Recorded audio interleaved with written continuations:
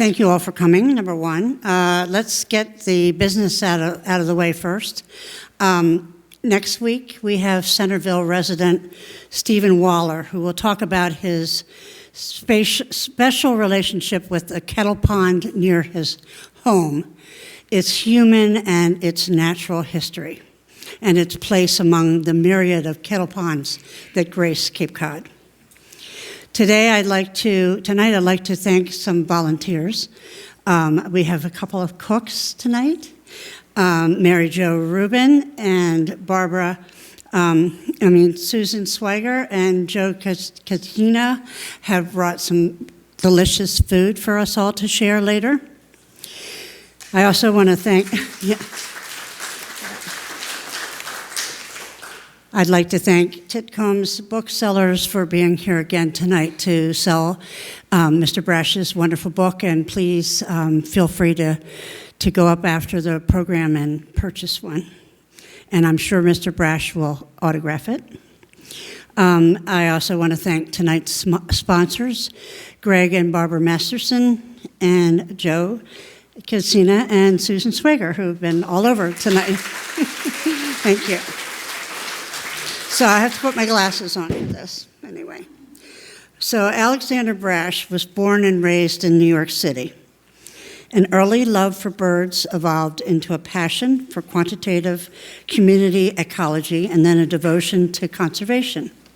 Along the way, he worked on Great Gull Island, in the American Museum of Natural History, graduated from Buckley School, Hotchkiss School, and Connecticut College, where my daughter went, Yale School for the Environment, and he worked on his PhD at Rutgers University.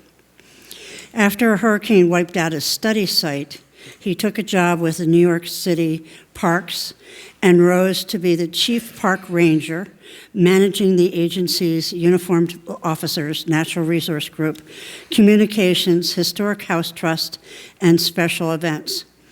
At NYC Parks, he initiated the Forever Wild project, now 47 park preserves, covering over 8,700 acres. Project X, the city's first program to reintroduce the expatriated species, and he was a first responder at 9/11. After nearly 2 decades in New York, he joined the National Parks Conservation Association as the Northeast Regional Director, lobbying for our national parks, particularly bringing attention to the system's urban parks and cultural icons, as well as initiating the effort to establish Katahdin Woods, Stonewall Inn, and Patterson Falls. Mr. Brash then spent 3 years as president of Connecticut Audubon, which he reinvigorated by moving its finances into the black, tripling its endowment, doubling the size of its nature preserves, and realigning its educational programs with STEM. Now retired in Riverside, Connecticut, he enjoys consulting, writing, traveling, birding, and spending time with family. Happily married to Jane, they have 2 great children, Ian and Emily, and I'm very proud to introduce Alexander Brash.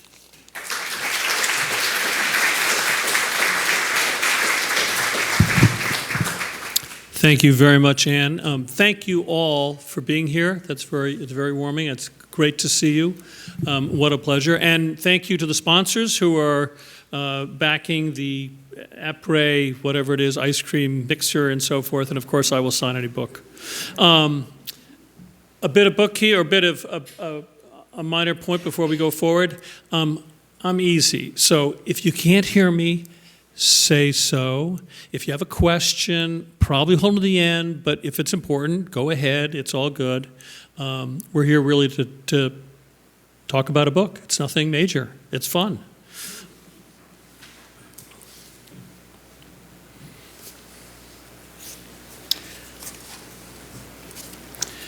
With that, we're going to start.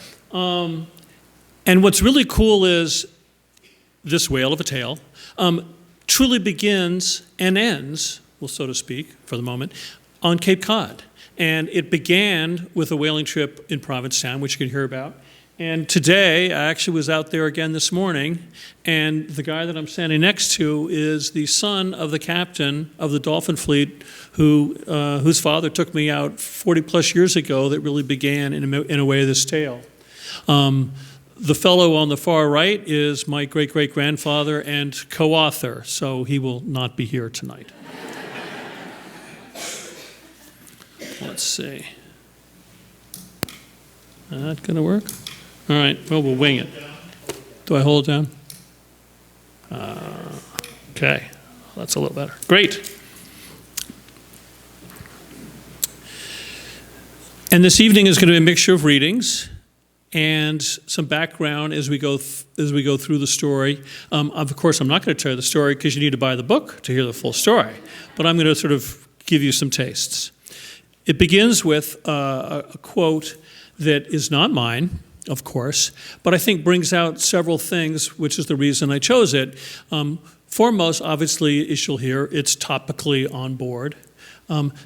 Secondly, what I really love about it, it's a touchstone. And indeed, this whole book is a touchstone. And I think all of us appreciate touchstones in life, and this is one of them. And this poem is a real touchstone, at least for me and probably for most of you, back to grade school or high school on a very simple level. And then, of course, finally, it is about the theme of the poem is really the theme of the book. Is it he, quoth one, is this the man? By him who died on the cross, with his cruel bow he laid full low the harmless albatross. The spirit who bideth by himself in the land of mist and snow, he loved the bird that loved the man who shot him with his bow. The other was a softer voice, as soft as honey dew. Quoth he, the man hath penance done, and penance more will do. Of course, that's Samuel Taylor Coleridge, and the key element of ours is redemption, which is ultimately the story behind this book. I will quickly just give you a framework so you don't get lost, because we do jump around, and that is the essence of the book, is a little bit of jumping around. The book itself is simply 3 or more chapters that open and give a little background, and then the core of the book is, in fact, my great-grandfather's whole tale, not divided up or anything, and it is his sort of 100-page handwritten manuscript, his autobiography of 10 years out in the South Pacific, and then the latter half of the book is really bringing historical context into play, and you'll see 2 more bits. So it's really finding the manuscript, a little background on his family, the Armstrongs.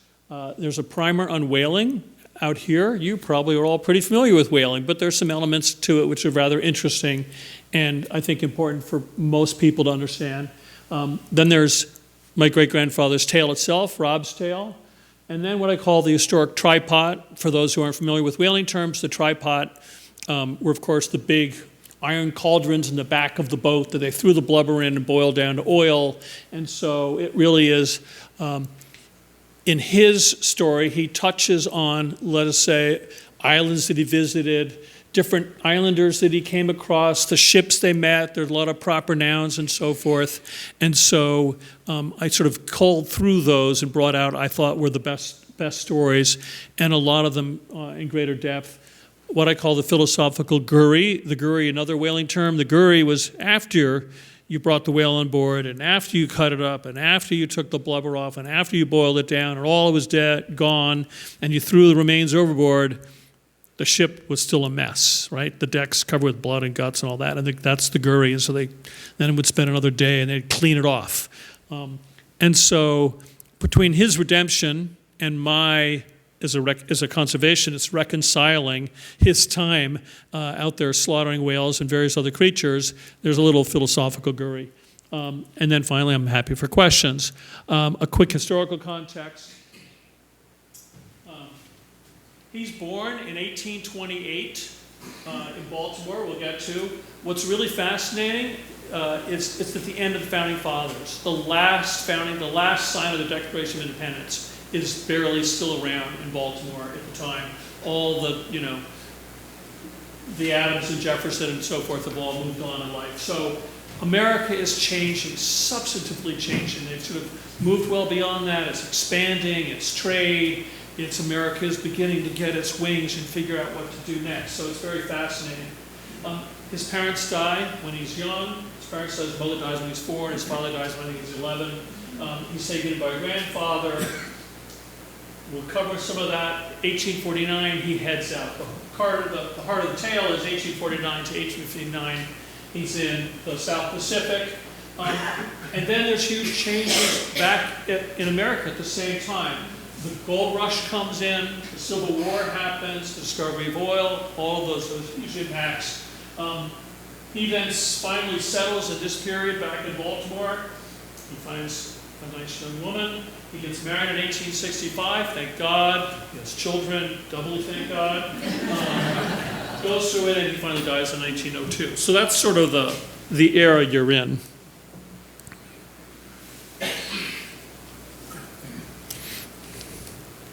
Yes, that is me. Good luck with that. That's me on the left at college. I'm the goofy one with the sunglasses and the binoculars, of course, with a couple of friends. We were playing at being the professors launching rocket ships. I really don't know why. I included it because that was in the era that I spent a lot of my time at the Museum of Natural History. And my job in the museum as first a volunteer and later I think I got,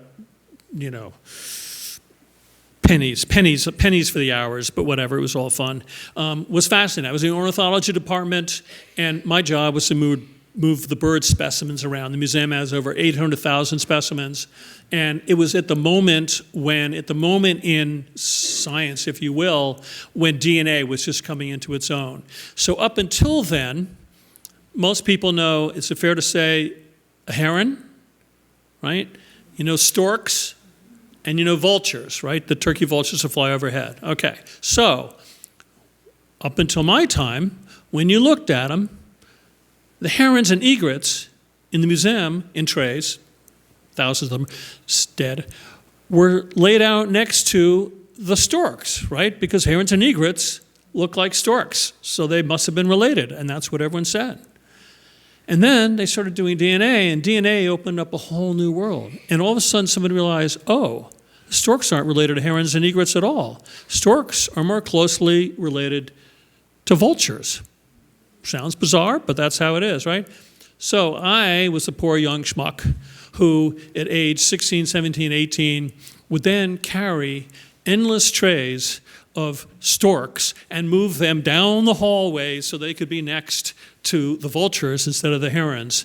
And I did that for spring and summer, Christmas break. The beauty, of course, was I got to hang out and go to great lectures from, professional ornithologists, visit museums, hang in the hallways, go have meetings, and it certainly helped getting into grad school. But of course, my favorite thing was wandering around at lunchtime. Lunchtime was also special, as I would wander the museum's endless halls, gazing at the great dioramas, visually caressing each mounted specimen. Robert Cushman Murphy's Ship Followers became my favorite.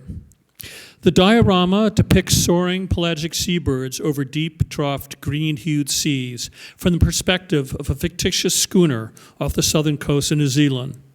As far away from the museum as one might be, in the farthest wilds of the antipodes.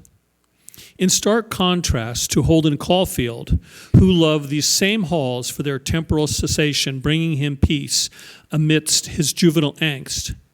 As a youth, I readily imagined the opposite. I knew the birds actually flew between my visits. They were all so alive to me. Once I left the hall, I was sure they resumed their endless quests across the tempestuous seas. And it was that, of course, that got me attracted to this larger topic. Shortly after that, I headed out and in my graduate school days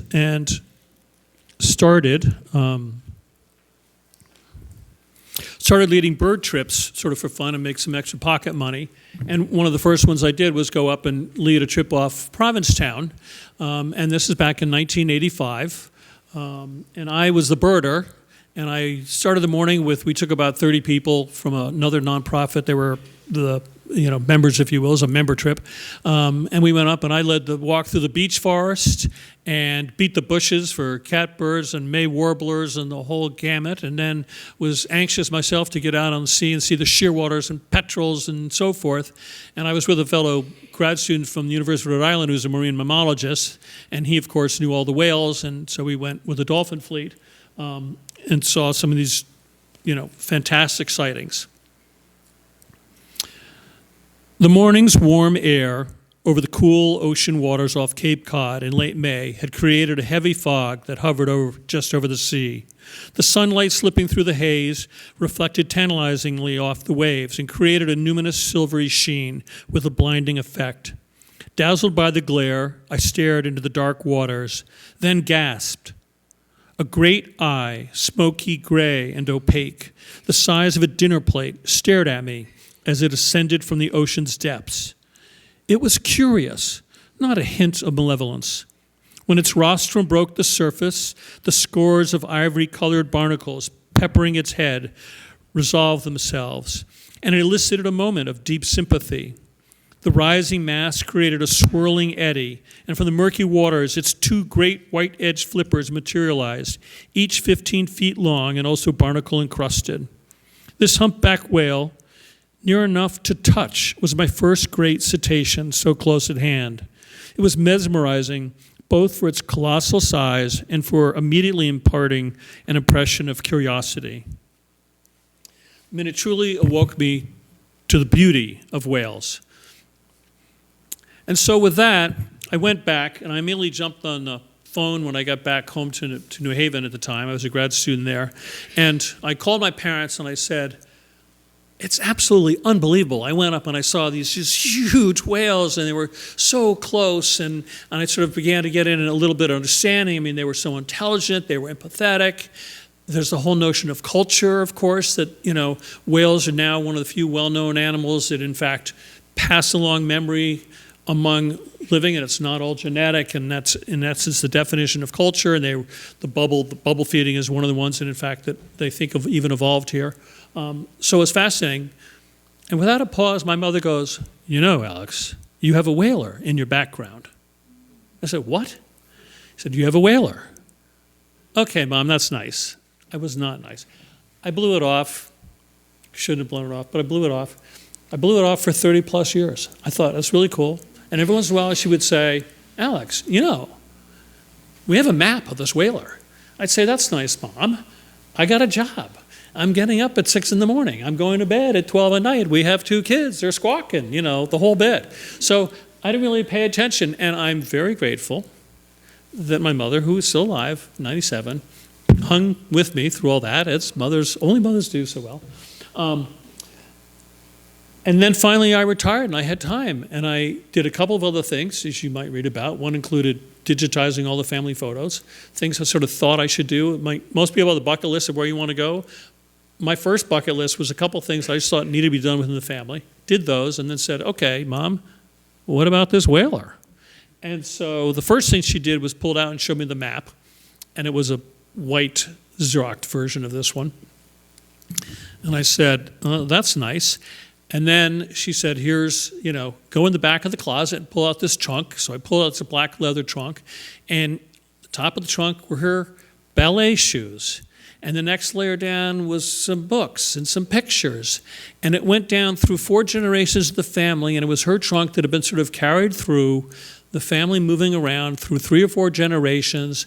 And there at the very bottom were a couple of other little books and the Xerox. So she handed me this white Xerox manuscript, and I took it home, and I sat on the porch, and I started reading it. And I thought, that's really cool. It's actually pretty interesting. And I got to about page 10, and it just faded off. And then I got to page 11 through 20, and they were all faded. And I thought, oh my God, I was so mortified. I felt so terrible that I'd let this go too long and the whole manuscript was lost. And it was, irrecoverable. I looked at these things, I pulled out a magnifying glass, I tried putting it back on a Xerox and running up contrast as high as I could. I could not get through it. So I went back, like 2 months later, I was so chagrined. I said, Mom, is there any chance, because she had a brother, is there any chance there's another version? She said, go back, get the trunk. She didn't say, you idiot, but you could tell, you could feel it. Get the trunk, pull it out, and there's this black and white version that her father had made in 1930s, and it's kind of like, it was that old, when you were a kid in school, they still had that purple mimeograph stuff. That's what it is, it's a reverse copy. So that was the saving grace. And so then I sat down and I spent the next 6 months and I digitized the whole thing, and it was spectacular. I went back to the trunk and I pulled out and went through the primary sources. It turned out back in the trunk was not only a small monograph of the whaler's uncle, who was a very successful retailer who ran one of the biggest millinery stores on the East Coast. It was based in Baltimore, which is sort of like, in a way, a millinery store is like, it was feathers and cloth and material, but it's kind of like a Macy's equivalent. Also, we found there was this will there in the trunk, and then a couple of letters over there, and then one of the greatest things was, having been a Yale graduate student, they gave me free access to their great online database system called Stores, and you could do this. You could not have done this book 10 years ago. 20 years ago would have been possible. My mother was fascinated with family history, and when I was a kid, she used to have to drive up and down Route 1 to go to town halls and cemeteries and to find out family names. The stuff you can find online now is phenomenal. And I could find online, there's one tale in here which we'll touch on, but I could actually find online the matching book written by the person on the other side of the tale's nephew, who was on the same voyage and saw all the same stuff and actually wrote a more fuller description. So you could actually put them together. It was fascinating. A quick one, just the background of the Armstrongs, and also to make it, because it seems far away. You think, look, this is 150, 60 years ago. What's the connection? It's hard to imagine the connection. The Armstrongs are kind of lost in the midst of time. The Armstrongs is a family or clan, and of course that's their tartan. But they were all in southern Scotland, so to speak, through the 1600s. They were reavers. So what that meant was they went south across the border and they raided the English, and they stole their cattle, and they pillaged the women and did terrible things. And then King James rises to the throne, and by gosh, what? King James unites the two thrones. So he's like, well, I can't have my left hand beating on my right hand. So he takes his arm and he goes into the southern borderlands and he scourges out all the Armstrongs and all the men he hangs or kills and shoots down, and he tears down their castles, and what's left flee. And one group of the family fled to Northern Ireland, where these guys came from. So then they're kind of lost there, and I cannot get beyond the 1780s, between the 1600s and 1780s. But they came where there was a well-known clan that was set up, so that's about it. But in any event, the whaler, who's here in this picture, is about 1900, almost on the dot. And he's surrounded by his wife, of course, mostly his kids, his wife's two parents, and then that little grandchild there is George Franklin Lunnington, who in 1948 looks like that. And he has a woman called Nancy, who is my mother, who's still alive. So it's far from me, but it's really not that far. It's really just, if I think about it in terms of it's my grandfather's grandfather, it's not that hard. And this little boy grew up in their house until he was 4 or 5 when the whaler passed on, and then they moved.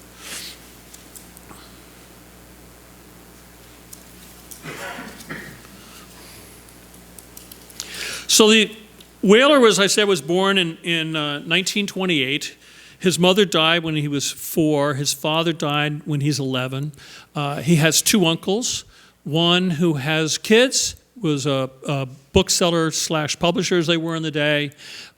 Seems to disappear from the story. I find all sorts of traces of him in ancestry stuff, but they're not involved. And the other uncle, luckily for him, was a sort of hard, austere man who had no children. His first wife was nice, took the young lad in, did not give him personally much sympathy or empathy, but gave him a bed, put food on his plate, and sent him off to the nation's first dental school. So he then managed to graduate from the dental school, and when he first went there, he was very involved with a couple of religious groups and did some good works around Baltimore.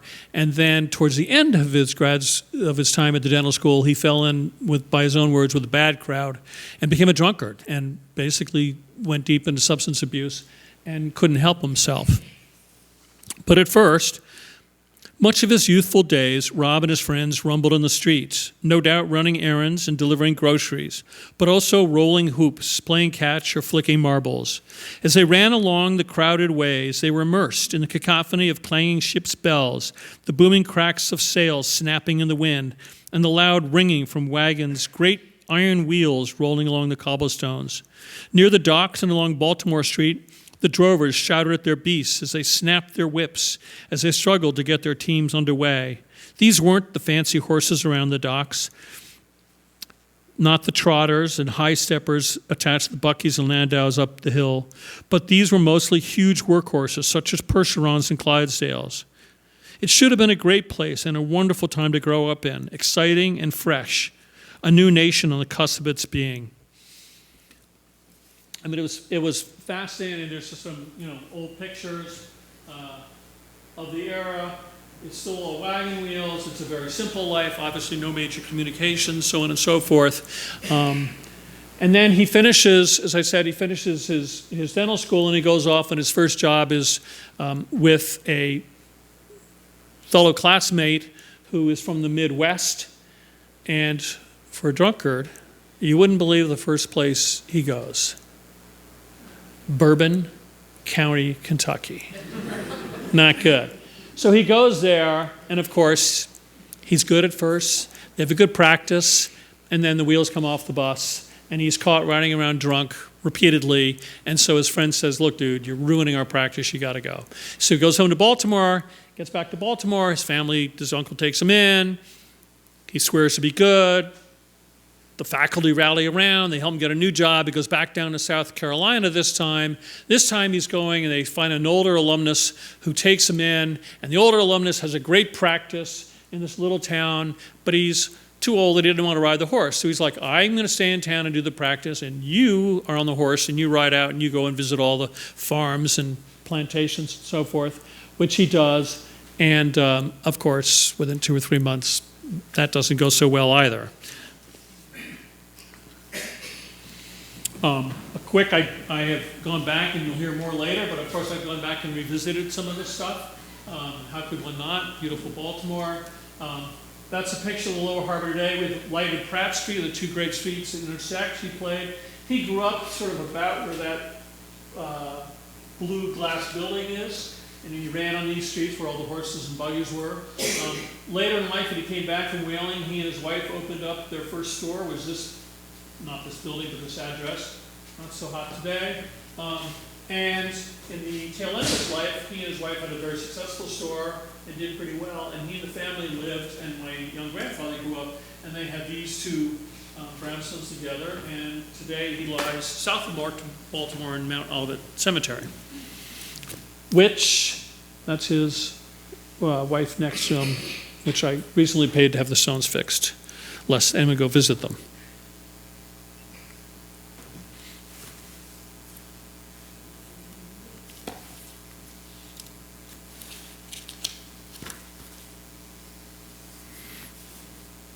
So after he gets kicked out of South Carolina, again to great chagrin and embarrassment, and at that point he's too embarrassed to go home. He cannot fathom going home.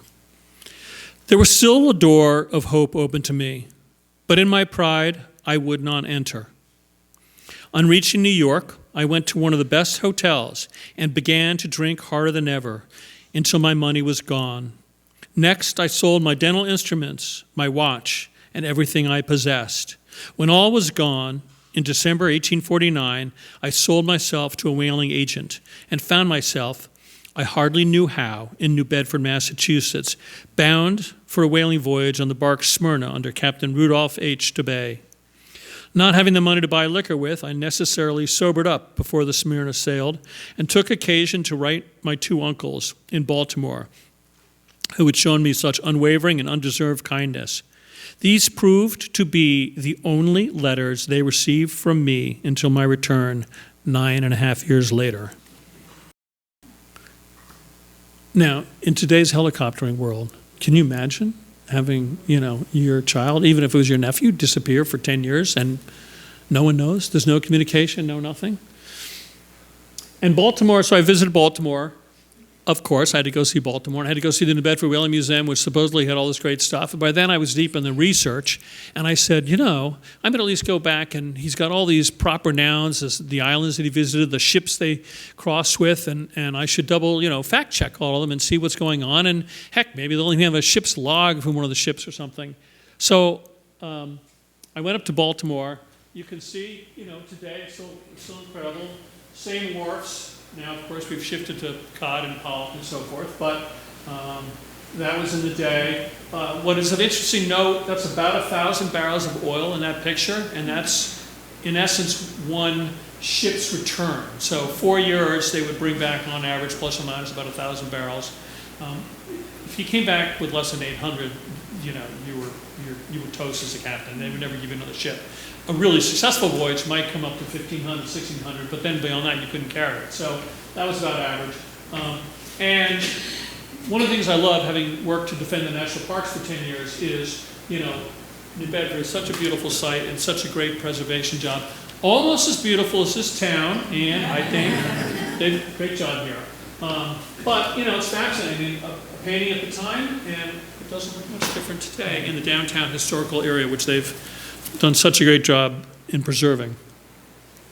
And then, of course, as I said, I went to the New Bedford Whaling Museum. I could not go. And went in and thought, cool to see the big whale skeletons, cool to see the captain's portraits on the walls, a real whale ship. You can really get a feel for what they had and all the harpoons and lances and all that kind of stuff. And then I went up to the library, and I said, I got to go to the library, And I had written ahead to the librarian. I said, I'm coming because I wanted to find out about the Smyrna and the other ships and stuff that he was on, and they were great. And I get there, and I barely sit down, and I'm like, so what's this? And he comes over, and he says, the librarian very nicely, he says, well, there's, the ship's indices are over here, and the log card catalogs over there. There's a microfiche over there. What do you really, who are you following? I said, well, I'm following this guy called Robert Armstrong, and he and is and the librarian goes, we have his logbook. I'm like, no, you don't have his logbook. I have his logbook. And I didn't. What I had was his handwritten autobiography that ultimately he wrote using his logbooks. And then they had those two things on the right side of the screen. And it totally blew my mind. I then, of course, sat there with my little Apple phone and took pictures of all that stuff, took it back, and it took me about 3 months of hemming and hawing and looking at family history and going through relationships and going through a few bits of the few letters that I had floating around of my grandfather's stuff to finally understand what happened. And what had happened was, as happens in all families, when the whaler dies in 1902, the kids sit around in the living room. I'm making this up, but pretty much. They sit around in the living room and they're, you want that dresser. I'll take that picture. You do this. And they get to his stuff, and the oldest daughter, luckily I'm the product of, says, I'm taking the autobiography. And then the next two brothers, boys as they are, skip. And then the middle daughter says, I'm going to take that logbook. So the middle daughter takes the big one on the background.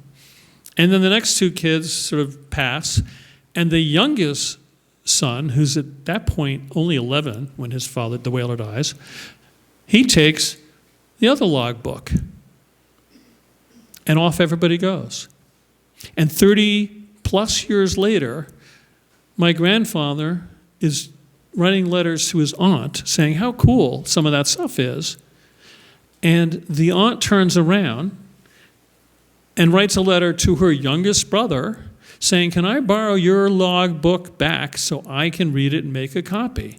So she borrows the one log book back, and she makes a 1930s copy, the Xerox copy of the other log book, and then sends it back to the youngest brother. That one has disappeared, but when her great-granddaughter-in-law passes in 2006, before she goes at age 92, she's canvassed her family, my long-distance cousins who I've never talked to, and they say, she says they don't care, so she sends them to New Bedford Whaling Museum.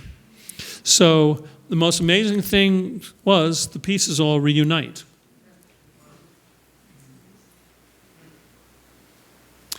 So then we sort of begin to slide into his tale, a quick primer in whaling. Most of you know, so I can be pretty quick here.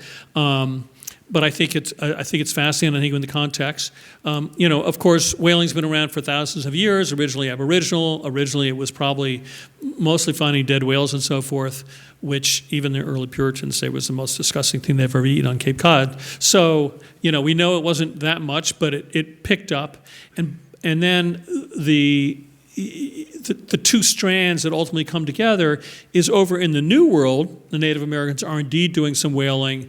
Obviously, the Eskimos and Aleuts did a lot more early on, and they were the first ones to go offshore. But the Native Americans, just about when America is being discovered, are doing some basically primitive whaling. Particularly, they did off Florida, and they were doing some obviously up here. Most of it sort of from onshore, obviously.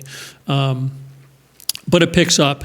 And then the Europeans who had been doing whaling, and mostly was the Basques who were taking them out of the Bay of Biscay, they actually wiped out the Atlantic gray whale, called the Scraggs whale.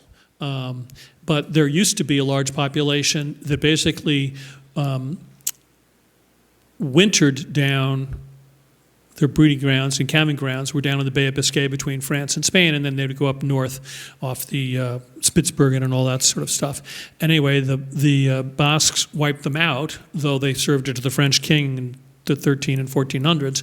And then they sort of, then obviously as Europeans came over and colonized here, what made whaling unique was it was one of the most open societies, so to speak, or open communities, if you will, because, of course, as most of us heard, and it's relatively true, the Native Americans were much better at, knowing the seasons, knowing the whales, when and where they would be, when they would come, and they were better at going off and harpooning and catching them and so forth. And the Europeans were better with their great ships.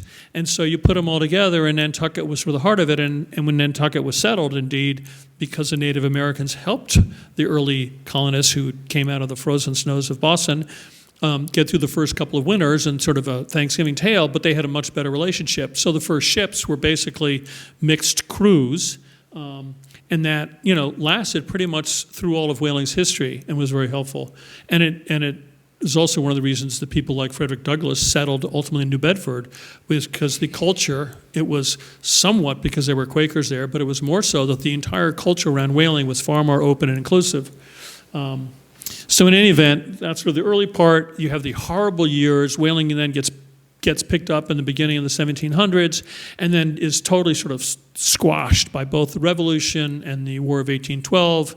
And the British burn whatever the ships they are because they're viewed as naval grounds. They impress most of the sailors because most of them were still actually had been born in England, and the fleets are destroyed. And then it begins to pick up in the 1840s, and you get to the Golden Era, which we'll come to in a minute, but we're going to pause.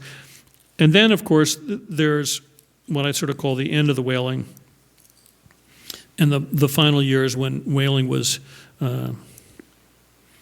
distressingly, whaling became truly untethered in the 20th century. With oil fields opening across the nation, sperm whales lost their economic interest, and baleen whales were again the target, but this time for their whale bone and meat. Whale bone was actually the baleen plates in their mouths, which were used in human goods where plastics or spring steel are employed today. Now, sustained hunting shifted back to inshore species and brought the near annihilation of right and bowhead whales. Hunting for the remaining great baleen whales ratcheted up with high-powered harpoon guns and factory ships. In the final push, the blue, fin, and sei whales that had swum too fast for Rob's ships were now the quarry of modern, high-speed diesel-engine boats. Coupled with ice-breaking steel hulls, the specter of death now penetrated the great whale's last refugia, the polar regions. And in a tale, the famous tragedy of the commons, which presumably is familiar to all, but is the notion that when you have a common ground, I mean, it originally was based on the notion of a commons in a New England pasture land as a town commons, and if the grass was owned by no one, there was a tendency of more egotistical farmers to put more of their stock in the middle and eat all the grass as fast as they could and leave less behind because no one really owned it, so you could take advantage of it. And basically, after World War II, you have a lot of young men who now are unemployed hanging around. You have a huge set of naval ships that are now being mothballed with the war being over. They're steel-hulled and they're fast. And what do you do with them? And you have a population that's looking for food. And so the whales are deemed, oh, no one owns them. Let's go out and take as many as we can. It's free meat. And so, that persisted from the 1940s through 1972 when finally scientists stepped in and actually pushed the politicians out of running the International Whaling Organization and began to set quotas. Back in the heyday, when Robert Armstrong went out, the chart on the upper left sort of shows, this is the heyday at the beginning of the 18th century, the 1880s, up about in here, and he was out basically where that blue arrow is, so you can see he was out in the height of it. He headed out on the bark Smyrna. That's a bark, different than a full schooner because the back mast is gap rigged. And this is a great chart from New Bedford I throw because it shows you a couple of key things about whales and also the most famous, which is along the line, which is what all the whale ships did. But the red dots are all the sperm whales, and then the blue dots are the baleen whales. Where they were taking, and as most of you know, but the baleen whales, the humpbacks and rights and so forth have a very different natural history, and that is they go down to the polar regions or up, and they fill themselves up on either krill in the south or small fish and so forth up north, and then because you can of course give birth to a young calf in polar waters because it would freeze to death as a warm-blooded marine mammal, they all go back and they have calving and breeding grounds that are in the tropics. And so the classic, you can say the humpbacks here, which go up to the Gulf of Maine and Sowagan Bank and so forth to feed, and then during the winter they all go down to Puerto Rico and Dominican Republic in the warm water and have their kids, or the other ones in the Pacific or in Hawaii and go up to Alaska and so forth. I mean, in fact, you have that around the world, and the there's a huge population of southern humpbacks who have breeding grounds, and they go from one side of Antarctica and they breed around New Zealand. Another group goes up and they breed around Cape Horn. Another go up and they breed around Cape Good Hope. And you have the same north and south. The sperm whales, of course, are entirely different, and they feed on squid off the edge of the continental shelf and deep dives, and they live far offshore because the squid are off the continental shelf, so they're well out at sea, and they move around, but they do have clustered populations.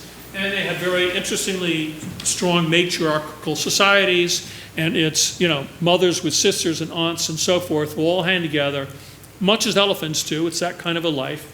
And then the male bulls wander around a little bit more so than that. But they also have very distinct culture. And in fact, more recently, when they've looked into whale songs, one of the things they were looking at in this case, it was sperm whales clicking. But the time it took a song to travel was about 2 years for a song that appeared in the French Polynesia to show up off the Galapagos. But it's passed along. It was a great evidence of culture as it moved along. Oops. And then this is in fact the whaler's journey. He heads out in one ship and he leaves New Bedford, comes straight around the Horn. On the way out, they go up along the coast, they stop in along Chile and so forth, and Peru. They head out and they spent about a week to 10 days in the Galapagos, something I'm going to refer to at the end, because he, in later life when he wrote this, was very kind to himself, but he left out what he did there. And then, classically, they head across down the line, and they whale, and then he actually spent most of his time, and he basically, on his first ship, he's 3.5 years, and he's up and down to the Marshall Islands, Fiji Islands, down to New Zealand, back and forth. He then finally gets off, and he logs for 4 years in New Zealand, and then when he finally says, I think it's time to go home, he gets back on the ship, that does one more round of whaling, and then they head back across here. There's a little cross on his map. I know it's hard to see, but I'll point it out. That's where he finally has his epiphany on the Southern Cross. They nearly die here, and interestingly, he doesn't say anything about it, but his ship's captain does. There are a series of huge gales that almost demast the ship, and so forth, and then he finally makes it home.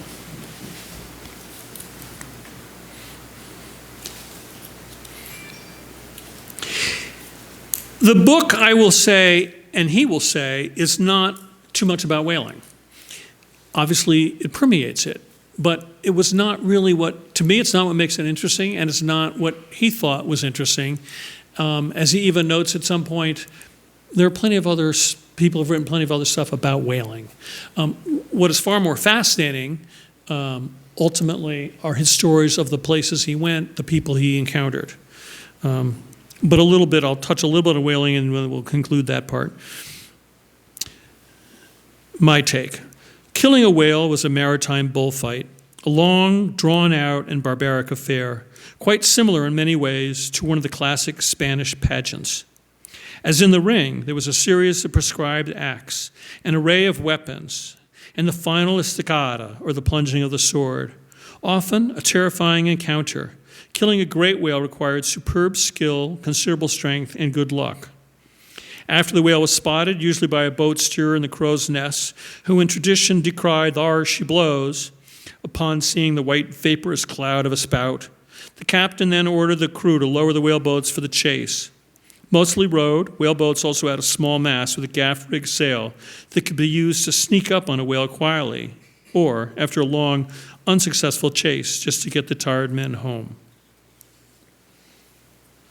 So it was pretty awful and brutal.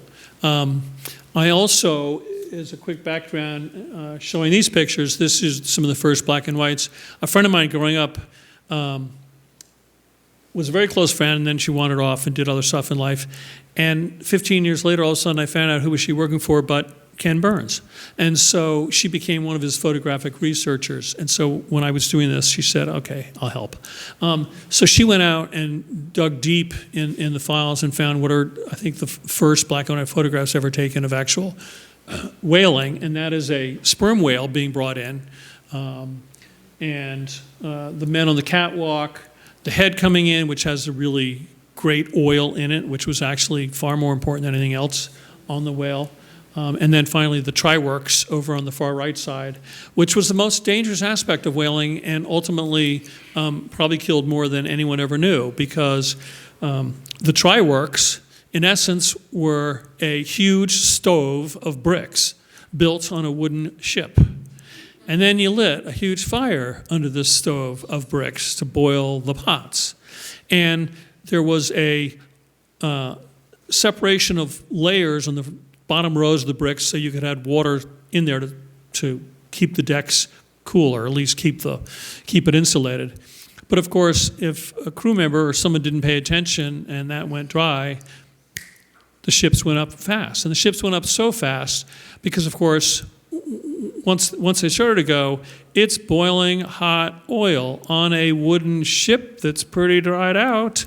There's no fire extinguishers, there's no fire hoses, there's nothing. And worse, there's no radios. And it goes so fast, you don't even get the lifeboats down. And so there are actually numerous accounts of, whalers at sea gamming, that is, when two ships would get together one day and they'd all talk to each other one night and they'd share stories and swap the yarn and scrimshaw together and whatever. And then they'd go off their separate ways whaling the next day, and they might, at the end of the next day, be 10 miles apart. But there are numerous stories of, whalers looking out and seeing a flash in the sky over the horizon one night, and then they go over the next day, and all there are burnt oars floating around because they went so fast, and there was no way to save anybody. So the strongest gist of his tale is actually, the various encounters he had. He went to a bunch of these really incredible islands. As I said, he probably spent more time up in the islands known as the Marshall Islands, which are above the line, and then down in the Fijis a little bit. The Kermadecks, a set of islands that I've certainly never heard of, which are north of New Zealand, and then I spent a lot of time in northern New Zealand. But you went back and forth. And some of the most fascinating passages to me have all really, their first contact, in essence. I mean, they are the first time for many of these people that they've actually encountered Europeans, and there's a whole back and forth going on, and it's fascinating.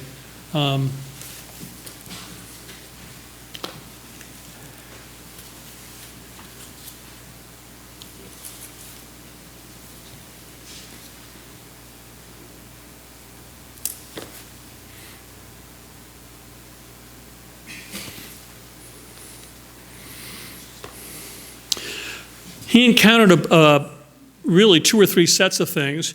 One was at one point he comes across a mutiny, and this was sort of an interesting story. There was a quote, he writes, "There was a Portuguese who had boarded us several times when we were off Drummond Island," which is up in the Marshalls. "From him we learned that a Captain Hussey, who we met at Strong Island when we lay there during June and July 1851, had shot one of his crew when he was captain of the planter of New Bedford. On account of that, he feared to return to America, and so took refuge on Strong Island.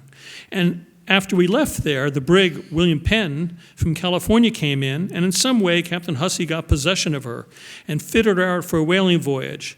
And he shipped a crew consisting of 4 white men and a number of Kanakas, native islanders, from Oahu, Patience, and Strong Island. One of his boat steerers was a Tahitian named Harry, a man of large and powerful frame who became the ringleader of the gang. One night, about a month ago, when the brig was near Simpson Island, as the captain came on deck, he and the cook were killed, and the first mate and one of the men were severely wounded. The 4 white men were sleeping below, and the Fijian Kanakas, headed by the Tahitian, took everything of value they could, and arming themselves and lowering 2 boats, steered a course southeast, which brought them to this island. He writes in greater detail, but in essence, he and his ship, some on this island, they're there to simply buy some coconuts and fresh fruit and all that stuff. And they walk in, and the islanders are coming out, and they're all screaming, they're all raving, and they're like, this guy's done this, and this guy's done that. You all need to come in. And the captain goes, whoa, whoa, whoa, we're not coming into this island where we don't really know what's going on and so forth. And so there's this whole, what he calls that cock and bull story of what went on. And in fact, that's one of the most amazing things about internet and going back in research. I found a book written by the nephew of the captain who was killed in the mutiny. And he had gone out, and he'd been a tough captain. When you read his nephew's account, he'd been a tough captain. He'd gone out on the whaling voyage. They got all the way through the Pacific. They're up in the Marshall Islands, and they all get in a fight over some beef. They've been whaling for 2 days. They're tired, they're hungry, they're exhausted. The captain says, bring up that barrel of beef, we'll feed the crew. Well, they bring up a barrel that's been busted open and is rotted and smells to high heaven. And the crew says, we're not eating it, it's green, it's crawling, we're not eating that. And the captain says, you will eat that. And they're like, we're not eating that. And then they go in, no one eats for 2 days. They go to an island, and they start to row them ashore, and the crew says, we're not rowing you anywhere until we get fed. And then he calls one of them out, and he says, okay, and they all line up. And he calls them out, and he sort of figures out who the ringleader is, and he shoots them straight in the head, which is kind of murder. So then they keep sailing for another almost 6 months, and then the ship is finally ready to go back. And another whaling captain comes to that guy and says, look, dude, if you go back to trial, it's not going to look good. You should just stay here and let it cool out. So the nephew who's on the ship goes back, and sure enough, they call him in for a trial, but he's not there, and so that takes care of that, and the nephew then goes on. But you hear, I was able to uncover online this 1848 something book written by the nephew that gives the whole side of the tale that my great-grandfather was there, so it's sort of fascinating. And ultimately, it takes care of itself, and the mutineers are brought to justice. And most of the Kanakas, or the islanders who were sort of drawn into it, are allowed to go on, but the Tahitian is brought to justice. One of the other things he talks about is their interactions with the islanders. And one of the fascinating things, of course, are, the crews. Early on in whaling, ships went out and they were, they left New Bedford with a full crew of basically what you would say were common men, right? It was whaling for most people in the early heydays, for all the green hands on board. Was an opportunity. It was like joining the army today or something. It was a chance to get out of a small town. It was a chance to go out and see the world and go do something. It was cool. Well, on his ship, as he says, when he finally gets off after 3.5 years, the 29 people who go out, if you leave out the 5 or 6, the 3 mates and the boat steerers who were kind of like officers, if you will, if you leave them out, he was the last one to get off the boat in New Zealand. Everyone else had fled at various times. Now, some of them switched, got on other boats, and came back. Many of them got off and just stayed on the islands, became islanders. Many of them, settled in other places, whether it was New Zealand or Australia or whatever it may be, and went to have a new life. But there was huge turnover. And so one of the repercussions, and I will say in his time it was better, later it got worse. Once you had the gold rush and the Civil War, which really pulled the labor pool apart, things got much more diverse, shall we say. He writes at one point about a couple of crew members deserted, and their captain goes in and they grab some islanders in the Fiji Islands, and they basically impress them. And I note, Rob's casual tone here makes it almost possible to skim over the two intertwined and truly horrific events that took place. Events that certainly weren't unique among whalers. The stark truth is that after unhappy sailors deserted his ship, Captain Hobbs kidnapped 2 unwitting islanders and forced them aboard, a capital crime. Then, culturally isolated, their hair cut off, and made to undertake hard labor, they are, of course, totally terrified. After just 20 days, the Cantabrians, the island they're from, the Cantabrians threw themselves overboard, gambling that they could swim an amazing distance to shore. They, in fact, survived a 30-plus mile swim, but were then killed and eaten because they had the bad luck to land on an island that was not their own. And cannibalism was still fairly common in the Fijis. And then the whole other aspect, which I won't keep going on, Captain Hudson, the Peacock, was part of the Wilkes expedition, and on the heels of American expansionism and Andrew Jackson, his protege Martin Van Buren, of course, we're now doing 40 acres and a mule across the Midwest and in the West, and America's expanding, and we're well past, obviously, the Jefferson Purchase. America's now expanded almost coast to coast, but at the same time, there's that outlook across the ocean. And so, under the guise of we're going to plant a flag in Antarctica and claim a peace for America, the Martin Van Buren sends out an armed expedition of 7 naval ships across the Pacific. They're supposed to go to the Antarctic. They try once near Cape Horn. A little bit later, they hit ice and they all turn around. And they essentially then spend the next 7 or 8 years crisscrossing the Pacific.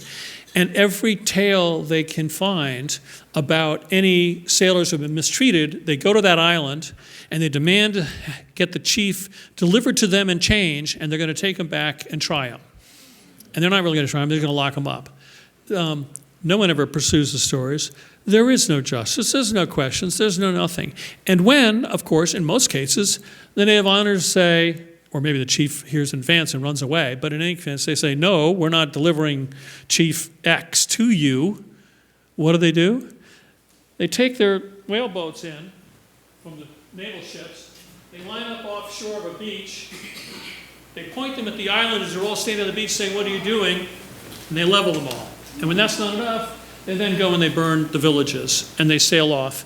And at the end of it, they were known as the Burning Fleet. And they only did this about 7 years before Robert Armstrong is out there and all these other whalers, who, of course, pull into some islands, and all is fine because they haven't been visited. They pull into some islands and they trade the fish hooks and the axe heads, and they get the fresh coconuts and the fresh meat, and if they're lucky, a chicken or whatever, maybe or two, and they get the fresh water, and all is good. They pull into, some whaling ships pull into other islands, and their crews are all slaughtered. And they don't even, they have no idea why. Well, then it turns out these things happen. And what was fascinating is I tracked down every single story I could, and in every single case, the islanders had been badly mistreated to begin with. What typically usually started out as a simple trading thing, fish hooks for fresh coconuts, etc. In the South Pacific, different cultural norms, and I'm not even going to begin to touch this fragile water of interpretation, but sex was at play. There's, we've all heard, there's, the notion of women and so forth. It was a little more easygoing, maybe, maybe not. It's hard to tell because, you don't really know what. But in any event, there was something at play. And often what started as a simple trading interaction and what then maybe shifted to, presumably some of it was consensual, maybe not, I do not know, I don't pretend to know. Clearly, a lot of it went beyond being consensual, and some of it was forced on an island, and often women were dragged back to a whaling ship. No surprise, the islanders, the chiefs went, oh, that's my sister, that's my daughter, and they came and they slaughtered the crews, or they came out and they grabbed the crews and they took it back, and there were all this sort of stuff. So, what started out as simple interactions would quickly move to a capital crimes, and there was, in fact, no notion of justice as people went and got involved. No one really asked questions until finally missionaries began at the end. And that is really, there's a lot of those stories which I think are really fascinating because it opens a window in American history in this book. We're almost there. You're almost good. After spending so much time reading Rob's writing and researching his voyage, I developed a deep desire to tread in his path. I felt compelled to see some of what he saw, smell the tang of the ocean, feel the impact of great waves on a ship's bow, travel far from home. And while I might have sought out to pick up his trail among the romantic palms of the South Pacific, amid his tale, Rob wrote, quote, "Someone heaved a coconut shell overboard today, and it had scarcely touched the water before a bird of the petrel kind had lighted on it. There he was, a small sailor in a small, frail bark, alone on the heaving ocean." Quote. The image that Rob evoked pierced my soul and enwrapped my psyche. It connected me with a side of Rob I had not seen. And so, instead, I set my heart for somewhere quite different, somewhere wilder. And so I ended up, over a period of a couple of years, taking 2 trips, and one was around the Horn. And as you gather from the original diorama, my interest in pelagic seabirds, my goal was to travel in his path, but also, a little selfishly, I want to see the seabirds and be out in the ocean the way he was for most of this trip. And so my first trip, I went around Cape Horn. I will almost say it was totally amazing. I saw, I don't know, whatever it was, 16, 18 pieces of albatross and all that sort of stuff. It was 2020, in January 2020. I got on the ship in Montevideo, Buenos Aires, Montevideo. We did the Falklands, where that picture was taken, a pair of right whale skull jawbones. I got off, we went down around Cape Horn, touched along the Antarctic coast, and then came up what I really love, the Humboldt Current. For a birder, I got to see all the pelagic seabirds in the southern Atlantic Ocean, turned the corner, and then came up and saw a whole new set of pelagic seabirds in the South Pacific Ocean, the Humboldt. It was phenomenal. And I was with this one set of 20 birders. We were on a big ship, but it was amazing, and they gave us our own deck, and it was wonderful. So our ship, we got off in Santiago, Chile. They took on one more batch of people, and those people spent more than 90 days on that ship because it was one of those COVID ships. They came up, they went through the Panama Canal, and they were supposed to go to, Miami. They had to float in the Caribbean for 90 days. Good thing I got off. And then I had to go down to New Zealand where he logged for 4 years. He got off. He wasn't ready to go back, and he was tired of sailing, and he knew he wasn't making any more money whaling. So he went, this is just this, obviously, this is the North Island of the two. Above that little red line there, above the book, if you will, is where they grow these great kauri trees, which he logged. These are some loggers about in the day when he was there. They're kind of like the sequoias. They're just these massive, heavy, dense, woody trees. Now you go, there's maybe 2 dozen left in New Zealand. They're sacred and so forth and preserved.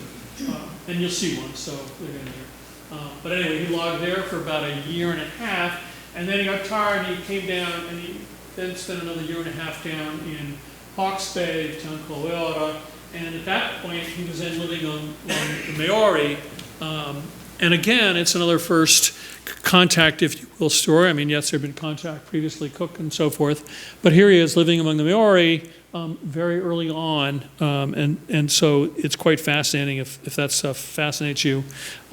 I went back after now COVID, and sort of the same. This time I spent more time, and I basically flew in and then rented a car and drove around North Island and figured out more or less he was not too clear where he logged. Here's a great, one of the few left today, but I found out where they logged most of them, and by his description that he was within, I forget what it was, so far of a walk of the towns, I could figure he was up near Warkworth, where in fact there's the last Kauri Museum is dedicated to loggers who did them. And then he was much clearer, and he was down in Hawke's Bay, and he went to a little town of Weora, and there he went down with another fellow, and they took a boat from Auckland down to Weora. They land, they meet the one white trader called Lockwood, who lives in Weora in 1857. And that guy took him across the river and said, you got to meet, here's the Maori chief, and he'll tell you where you can log. And they said, okay, you can log up here. You go 5 miles up the river, the first tributary in, you can log there, and that's your turf. And he sort of hung out there for the year and a half. And so when I got there myself, I drove south one day from the northern section. It poured rain as I went through the final sort of range of mountains, and I came to what was to be the one road that went through, and here I was sort of used to not quite Route 66 or 95 or even Route 6, much less 6A. It was just a dirt track through the mountains, no signs, no nothing. And it was about a 3.5-hour trek. 2 hours into it, I'm like, right road? There's no one. I mean, I didn't see anybody. And I'm beginning to get a little worried. And you've all been there, right? You don't know where you're going. There are no signs. And your eye starts checking your gas gauge all the time, right? So I'm doing this for 3 hours. And finally, the road comes down, levels out, trees disappear, and it's open pasture land. I'm like, thank God, I'm at least somewhere. And I pull in. That day, the Wai'o was frothing madly, fresh from the rain I had driven through. Filled with grayish clay-sized sediment, the water swirled downstream with an opaque silvery hue, colored like glacial outwash. The hills around were crisscrossed with low barbed wire fences, and each section was filled with sheep or lowing cattle, while the only trees near at hand were a dozen huge weeping willows lining the stream bank. The great visual discontinuity in time between the forest that had been on the site in Rob's day and the cleared pastures now didn't really matter, for I was here today. I had returned along his path to a fairly precise spot 160 years after he'd left. I felt his presence in the cold rain then, standing beside me. I pictured him thinking it was an imprudent mission, a slipstick goal. But then I knew he would have cracked a smile and chuckled at my audacity, and mostly been moved that someone still cared. I broke out my stashed bottle of Lafroig, sat on the fence line in the pouring rain, and hoisted a peaty toast to him. I drank to his life, to his run-of-the-gate game, and to his progeny. And so fascinatingly, you come over the mountains, I get to this place, which is the last tributary. I figured out, and in his camp was absolutely here or there on that bank, and then I was standing where he lived for a year and a half, 160 years later. When I sat there, when I stood there for a minute, so think about it. This guy has been gone for 8 years. No one in his family knows he's still alive. There's been no communication. He's now 25 and lost, right? He doesn't have a girlfriend. He doesn't have anything. He's got no connections, no community. He is on his own on the opposite side of the world with no connection. I mean, it's a terrifying thought. And I give him credit for it, and he made it and he came back. It's just amazing. I was amazed to sit there and think about it. Then I leave there and I drive the next 5 miles down the road. I get to the town of Waiora, where it's just where they actually land and traded. And this picture is taken from this big bridge. It's a little town. I don't know how big you can say it is. It's probably like 5,000 people, but nice paved streets, Victorian houses, and all that stuff now. Beautiful. And when you look north up the river, sure enough, to this day, that sign, the sign on that street, dead ends on Lockwood Point. And over here, that's the Maori Community House, which is in essence like their church. It's their gathering place. And that was where the chief lived in the day. And it's all still there.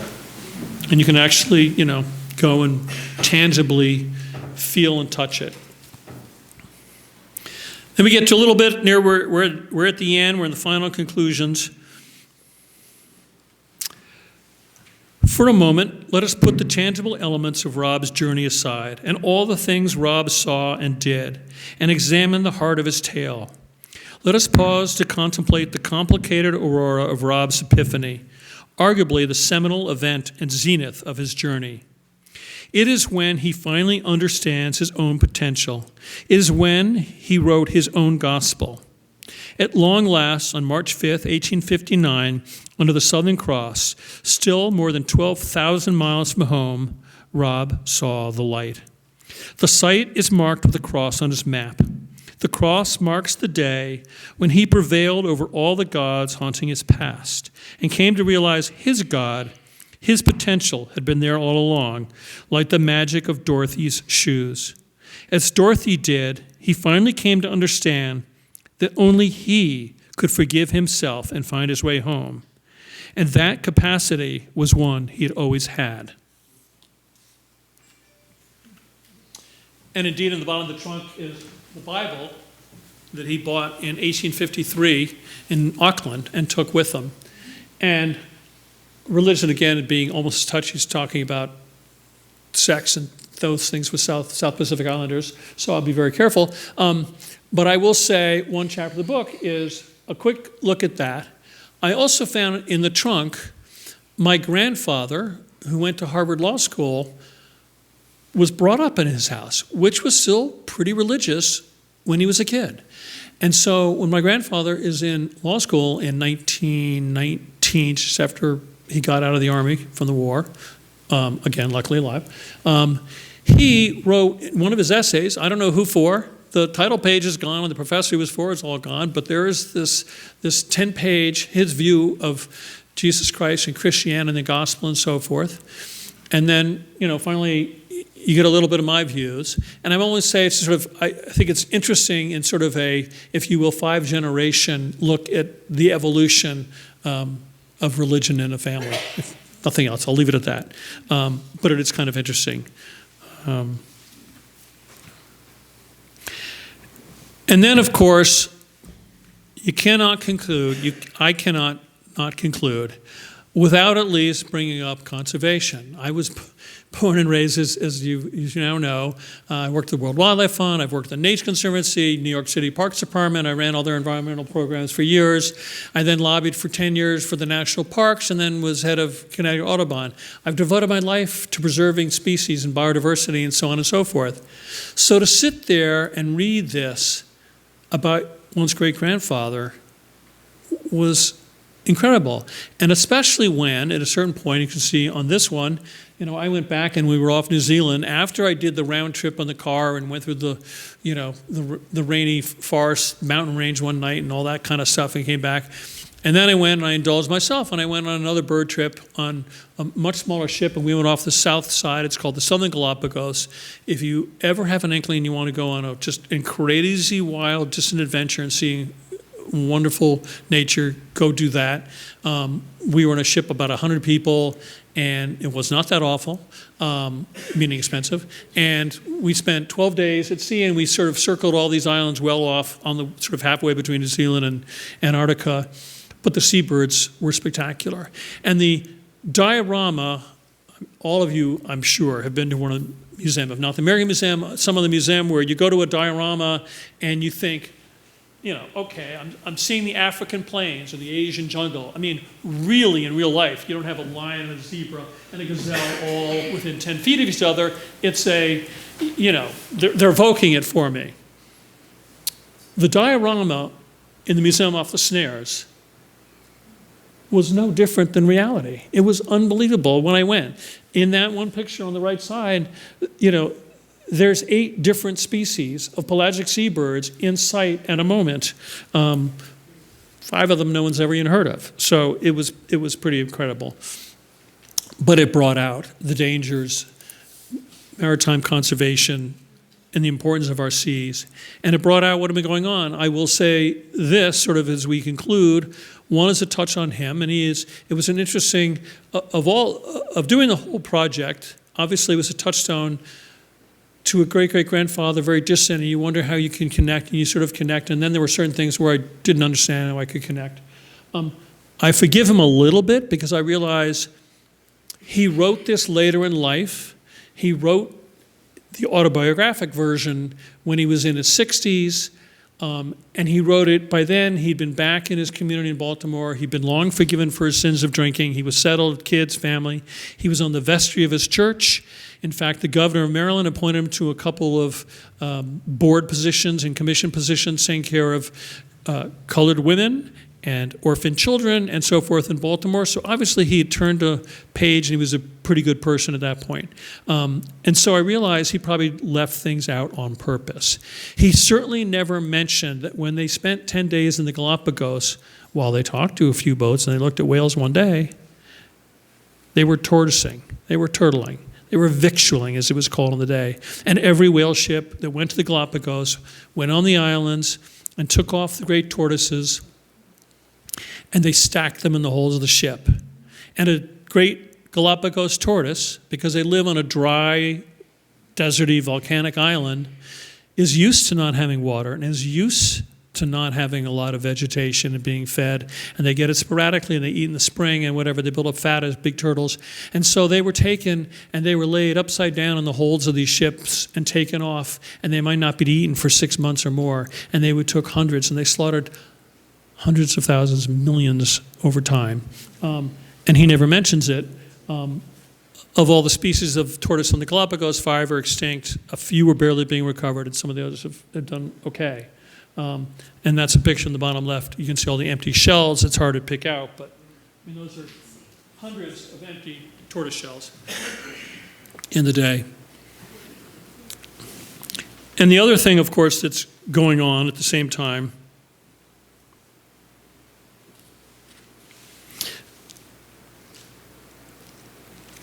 or currently is sort of our orchestrated ignorance in many ways of conservation needs.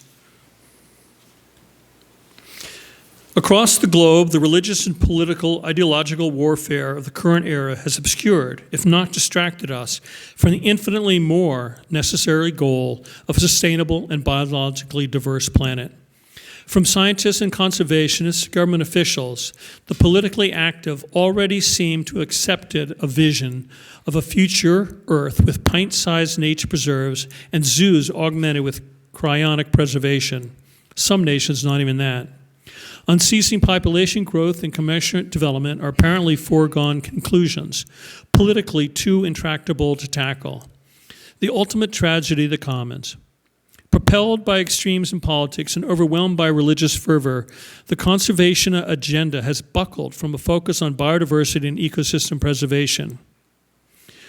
We, as a people, have capitulated from a vision of a future where humans would sustainably exist alongside our fellow species on Earth to one of unchecked human dominance. And it goes on. I would only point out the picture in the upper right corner is one of China's squid ships. They have a fleet of about 250. They're around the world. None of them off China, of course. And if you look at that ship, it's hard to picture, but they turn on huge Klieg lights at night, and each of those arms goes out, and there's an engine at the base of it, and it takes a huge monofilament line with endless hooks, and it just runs it all night long.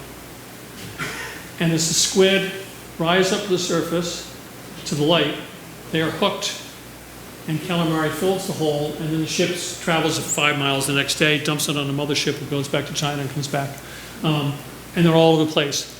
It is as the whales were before. It is, no one's claiming it, it's pillaging the seas, and of course, at the end of time, a sperm whale doesn't have to die to just being harpooned. They can die of starvation. And you can say the same thing is going on with many of the bird species and the islands and so forth. And so at the very least, a lot of it, as I went and traveled in these places, you begin to realize what's still going on far out of our normal sight and far out of, distance. And my final comment is climate change is a real issue, but it's also now obscured. Even my fellow environmentalists, so many of them, have moved beyond worrying about biodiversity, panda bears and rainforests and so forth, and the notion of a planet where we share with the rest of the flora and fauna, to one where now everyone is focused on, carbon credits and solar this and that, all which is important. We've also begun to miss the whole notion of what kind of planet we're all going to be living on for eternity, and losing some of the species that have built our place. And that's it. So thank you very much for listening to Diagram. I hope it's interesting.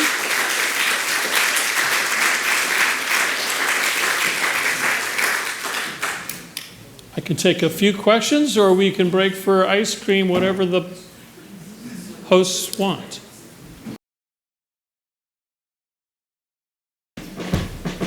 Sure.